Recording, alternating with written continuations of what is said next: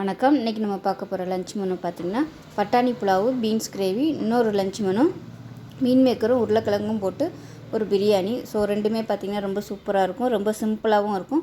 So வாங்க எப்படி செய்யலாங்கிறத பார்க்கலாம்.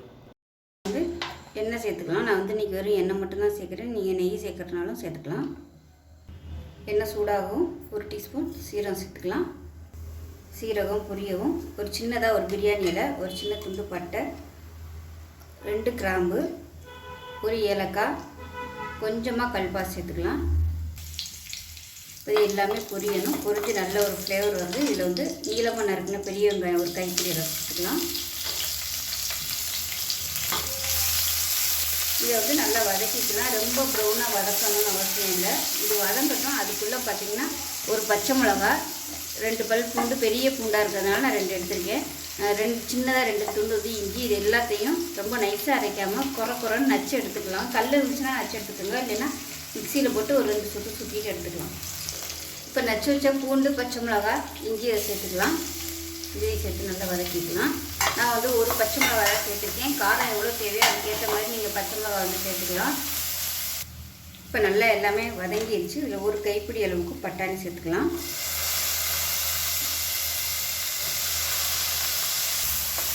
இதையும் சேர்த்து நல்லா வதக்கி விட்டுக்கலாம்.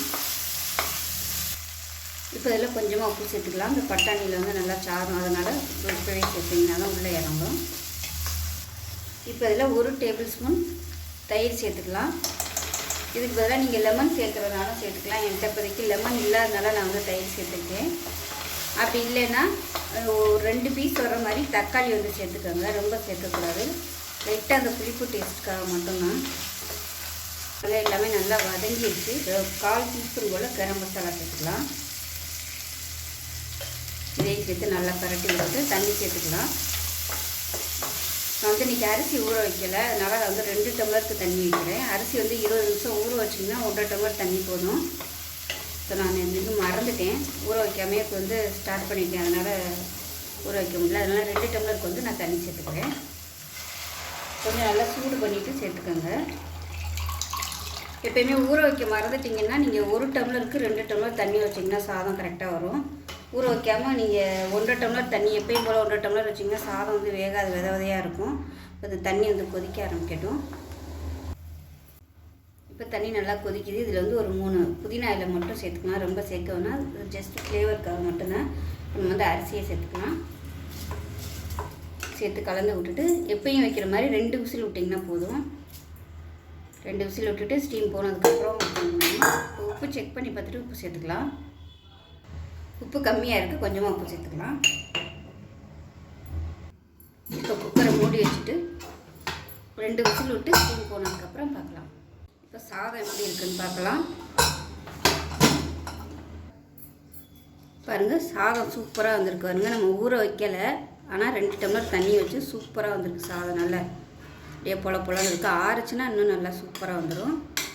சாதமும் அருமையாக வந்திருக்காருங்க. ஒவ்வொரு சாதமும் அப்படியே நீளமாக இருக்குது. சூப்பராக வந்துருச்சு சாதம். ஒன்று கூட உடையலை பாருங்கள். நல்லா பரட்டி விட்டுலாம். அடியிலையும் பிடிக்கலை. அவ்வளோதான், அருமையான பட்டாணி புலாவ் ரெடி ஆயிடுச்சு. இப்போ ஒரு மிக்ஸி ஜார் எடுத்துக்கலாம். இதில் பார்த்தீங்கன்னா சாதாரண மிளகா ஒரு 3 எடுத்திருக்கேன். காஷ்மீரி மிளகா ஒரு 5 எடுத்திருக்கேன். இது கலருக்காக மட்டும்தான். இது இல்லைன்னா இன்னும் ஒரு 3 மிளகாய் எக்ஸ்ட்ரா சேர்த்துக்கோங்க. பூண்டு பல் 2 சேர்த்துருக்கேன். இஞ்சி பொடியாக கட் பண்ணது ஒரு 5-6 பீஸ் சேர்த்துக்கலாம். இதோட மீடியம் சைஸாக ஒரு வெங்காயம் கட் பண்ணதை சேர்த்துக்கலாம். இதில் கொஞ்சமாக தண்ணி ஊற்றிட்டு நல்லா நைஸாக அரைச்சிட்டு பார்க்கலாம். இப்போ பாருங்கள், மசாலா அரைச்சி ரெடியாக இருக்குது. இப்போ ஒரு பேன் எடுத்துக்கலாம். பேன் சூடானதும் எண்ணெய் சேர்த்துக்கலாம். தேவையான அளவுக்கு எண்ணெய் சேர்த்துக்கலாம். இப்போ எண்ணெய் சூடாகவும் அரைச்சி வச்சுருந்த இந்த மசாலாவை சேர்த்துக்கலாம்.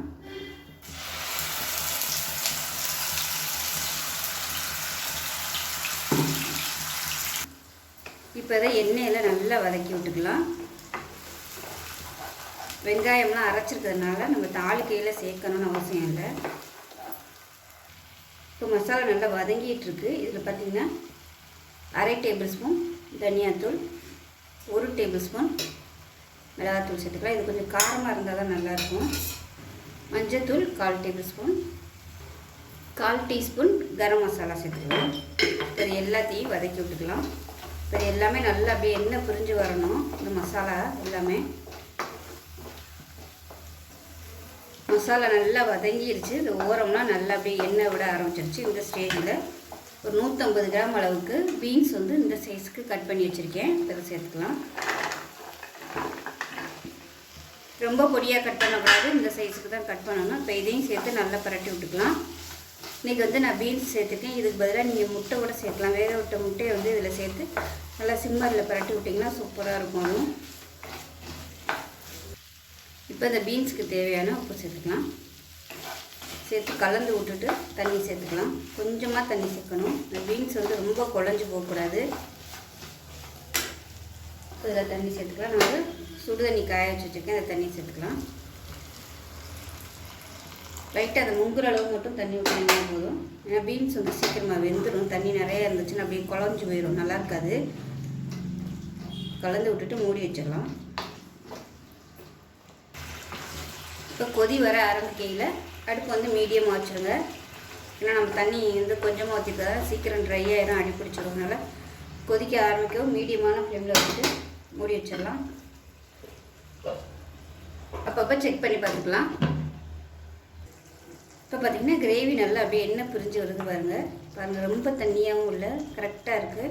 இப்போ இதில் நல்லா ஒரு 2 டேபிள் ஸ்பூன் தயிர் சேர்த்துக்கலாம். தயிர் சேர்க்கல நல்லா அடிச்சுட்டு சேர்த்துக்கோங்க, இல்லைன்னா உங்களுக்கு அப்படியே திரியாக இருக்கும், மிக்ஸ் ஆகாது. இது வந்து நல்ல ஒரு டேஸ்ட்டு கொடுக்கும். நல்லா கலந்து விட்டுட்டு மூடி வச்சிடலாம். கெட்டியாக இருந்துச்சுன்னா நல்லா ஸ்பூன் வச்சு நல்லா அடிச்சுட்டு சேர்த்துக்கோங்க. எல்லாத்தையும் கலந்து விட்டாச்சு. கலந்து விட்டுட்டு மூடி வச்சிடலாம். நல்லா அப்படியே எண்ணெய் பிரிஞ்சு வரட்டும். இப்போ கிரேவி எப்படி இருக்குன்னு பார்க்கலாம். பாருங்கள், சூப்பராக வந்துடுச்சு. இந்த திக்னஸ் போதும்னா இதோட அமர்த்தியெல்லாம் நல்ல ஸ்மெல் வருது. ஒரு தக்காளியே இல்லாமல் ஒரு சூப்பரான கிரேவி ரெடி பண்ணிட்டோம். இப்போ வந்து அமர்த்திடலாம். கொத்தமல்லியில் சேர்த்துட்டு அமர்த்திடலாம். உப்பெல்லாம் செக் பண்ணி பார்த்துக்கோங்க. பார்த்துட்டு பத்தலைன்னா அதில் சேர்த்துக்கலாம். மிக்ஸ் பண்ணி விட்டோம்னா அருமையான பீன்ஸ் கறி ரெடி ஆயிடுச்சு. இப்போ பாருங்கள், அருமையான பட்டாணி சாதமும் பீன்ஸ் கறியும் ரெடி ஆயிடுச்சு. சூப்பராக இருக்கும் இந்த லஞ்ச் மெனு. இதோட ஒரு முட்டை ஆம்லெட் வச்சிங்கன்னா நல்லாயிருக்கும். லஞ்ச் பாக்ஸ்க்கு நீங்கள் இது மாதிரி கொடுத்து விடலாம், நல்லாயிருக்கும். ஸோ இதே மாதிரி செஞ்சு பாருங்கள். செஞ்சு பார்த்துட்டு எப்படி வந்துச்சுங்கிறத சொல்லுங்கள். வீடியோ பிடிச்சிச்சின்னா லைக் பண்ணுங்கள், கமெண்ட் பண்ணுங்கள், சேனலை சப்ஸ்கிரைப் பண்ணுங்கள், பக்கத்தில் உள்ள பெல் பட்டனை ப்ரெஸ் பண்ணுங்கள். நன்றி. இதில் பார்த்தீங்கன்னா ஒரு 7 சின்ன வெங்காயம் சேர்த்துக்கலாம். 2 பச்சை மிளகாய் சேர்த்துக்கலாம். இது கூடவே ஒரு 5 பல் பூண்டு சேர்த்துக்கலாம். ஒரு துண்டு இஞ்சி வந்து இந்த மாதிரி பொடியாக கட் பண்ணியிருக்கேன், அதையும் சேர்த்துக்கலாம். சின்னதாக ஒரு துண்டு பட்டை, கல்பாசி கொஞ்சமாக, 2 ஏலக்காய், 2 கிராம்பு சேர்த்துக்கலாம். சும்மா ஒரு பிஞ்ச் அளவுக்கு புதினா, அதே மாதிரி ஒரு பிடி கொஞ்சமாக கொத்தமல்லி சேர்த்துக்கலாம். மீடியம் சைஸாக ஒரு தக்காளி எடுத்திருக்கேன், அதையும் சேர்த்துக்கலாம். இது கூடவே 1/4 டம்ளர் அளவுக்கு தயிர் சேர்த்துக்கலாம். நான் வந்து இந்த டம்ளரில் தான் அரிசி எடுத்திருக்கேன், அதே டம்ளரில் ஒரு 1/4 டம்ளர் அளவுக்கு தயிர் சேர்த்துக்கலாம். இது எல்லாத்தையுமே நல்லா நைஸாக அரைச்சிட்டு பார்க்கலாம். இப்போ ஒரு குக்கர் எடுத்துக்கலாம். அதில் தேவையான அளவுக்கு எண்ணெய் சேர்த்துக்கலாம்.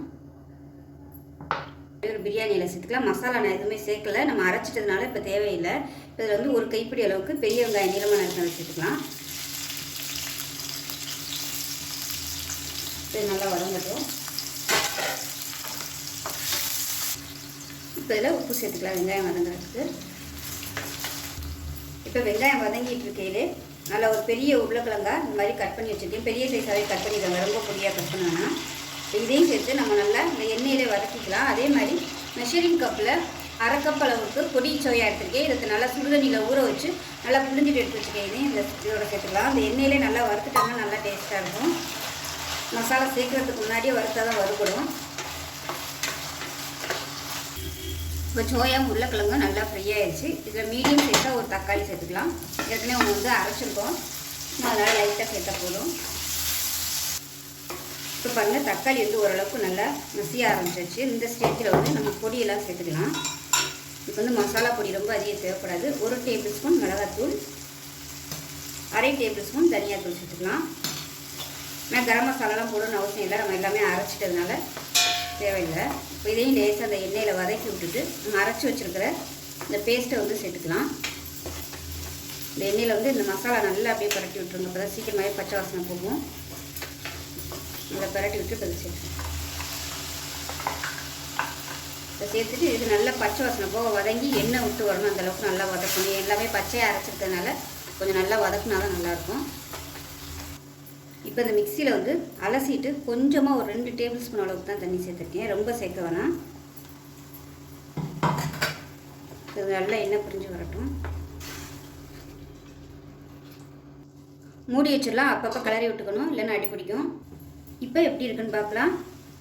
இப்போ பாருங்கள், மசாலா நல்லா வதங்கி எண்ணெய் விட ஆரம்பிச்சிச்சு. மீடியமான ஃப்ளேமில் அப்பப்போ கிளறி விட்டு மூடிக்கணும் எண்ணெய் பிரிகிற அளவுக்கு. இப்போ பார்த்திங்கன்னா 1 டம்ளருக்கு 1.5 டம்ளர் தண்ணி வந்து நான் முன்னாடியே ஊற வச்சுருந்தேன். அந்த தண்ணி அரிசி ஊற வச்சுருந்த தண்ணியை மட்டும் இப்போ ஊற்றி சூடு பண்ணி வச்சுருக்கேன். இதை சேர்த்துக்கலாம். இப்போ வந்து நல்லா கொதிக்க ஆரம்பிக்கிடும். இது மாதிரி சுடு தண்ணி சேர்க்கல சீக்கிரமாகவே உங்களுக்கு வந்து கொதி வந்துடும். டேஸ்ட்டும் நல்லாயிருக்கும் நார்மல் தண்ணி ஊற்றுறத விட. நான் முன்னாடியே பார்த்திங்கன்னா 1 டம்ளர் அரிசி வந்து 1.5 டம்ளர் தண்ணி ஊற்றி ஊற வச்சுருந்தேன். அது நல்லா 20 நிமிஷம் ஊறிடுச்சு. ஊறினதுக்கப்புறம் தண்ணி வந்து நம்ம செக் பண்ணி பார்த்தோம்னா ஒரு 1/4 டம்ளர் மட்டும் கம்மியாக இருக்கும். அந்த 1/4 டம்ளர் மட்டும் ஊற்றி 1.5 டம்ளர் வந்து நான் ஊற்றி வச்சுருக்கேன். இப்போ ஏன்னா அந்த ஃப்ளேவர் எல்லாமே அந்த தண்ணியில் இருக்கும். அந்த தண்ணியை வேஸ்ட் பண்ணோம்னா டேஸ்ட் வந்து அரிசியோட டேஸ்ட் எல்லாமே போயிடும். அதனால் எப்போயுமே ஊற வச்ச தண்ணி வந்து நம்ம வேஸ்ட் பண்ணக்கூடாது. சேர்த்துக்கிட்டோம்னா நல்லா பிரியாணி வந்து நல்லா வாசனையாக இருக்கும். எப்போயுமே இது வந்து கொதிக்க ஆரம்பிக்கட்டும். இப்போ அதில் உப்பு கம்மியாக இருக்குது. உப்பு சேர்த்துக்கலாம். கல்லுப்பா சேர்க்கறதுனால கொதிக்கையிலே போட்டோம்னா கரைஞ்சிடும். இப்போ தண்ணி நல்லா கொதிக்க ஆரம்பிக்குது. அரிசியை சேர்த்துக்கலாம். நல்லா கலந்து விட்டுலாம். ரொம்ப கிளற வேணாம், ஜென்டிலாக கிளறி விட்டுக்கலாம். இல்லைன்னா உங்களுக்கு அரிசி உடஞ்சிரும், நீளமாக கிடைக்காது. இப்போ எல்லாத்தையும் கலந்தாச்சு. மூடி வச்சிடலாம். மூடி வச்சுட்டு 2 விசில் விட்டுட்டு ஸ்டீம் போனதுக்கப்புறம் பார்க்கலாம். இப்போ பிரியாணி எப்படி இருக்குன்னு பார்க்கலாம். பாருங்கள், நல்லா கம்மன்னு சூப்பராக வந்துருச்சு. சூடாக இருக்கையில் இப்படி தான் இருக்கும். ஆறுச்சுன்னா உங்களுக்கு நல்லா உதிரியாக வந்துடும். சாதம் பாருங்கள், நல்லா அப்படியே ஒன்று கூட உடையெல்லாம் நல்லா நீளமாக இருக்குது பாருங்கள் சாதம்லாம். எப்பவுமே சாதத்தை அரிசியை சேர்த்துட்டு ரொம்ப வந்து கிளறக்கூடாது. கிளறினோம்னா ஊற வச்சுருக்க அரிசி வந்து உடஞ்சிரும். இதுக்கு வந்து சைடிஷே தேவையில்லை, அப்படியே சாப்பிடலாம். வேணும்னா நீங்கள் வெங்காய பச்சடி கூட வச்சுக்கலாம். ஏன்னா உருளைக்கிழங்கு சோயாலாம் இருக்கிறதுனால எதுவுமே தேவையில்லை, அப்படியே சாப்பிடலாம். இல்லைன்னா ஒரு முட்டை ஆம்லெட்டு, நம்ம முட்டை ரோஸ்ட் இந்த மாதிரி எதுவும் வச்சுக்கலாம். காலையில் லஞ்ச் பாக்ஸுக்கு கொடுக்குறதுக்கு ரொம்பவே ஒரு சூப்பரான ரெசிபி இது. ஸோ கண்டிப்பாக செஞ்சு பாருங்கள், பிள்ளைகளுக்குலாம் ரொம்ப பிடிக்கும். ஸோ செஞ்சு பார்த்துட்டு எப்படி வந்துச்சுங்கிறத சொல்லுங்கள். வீடியோ பிடிச்சிச்சுன்னா லைக் பண்ணுங்கள், கமெண்ட் பண்ணுங்கள், சேனலை சப்ஸ்கிரைப் பண்ணுங்கள், பக்கத்தில் உள்ள பெல் பட்டனை ப்ரெஸ் பண்ணுங்கள். நன்றி.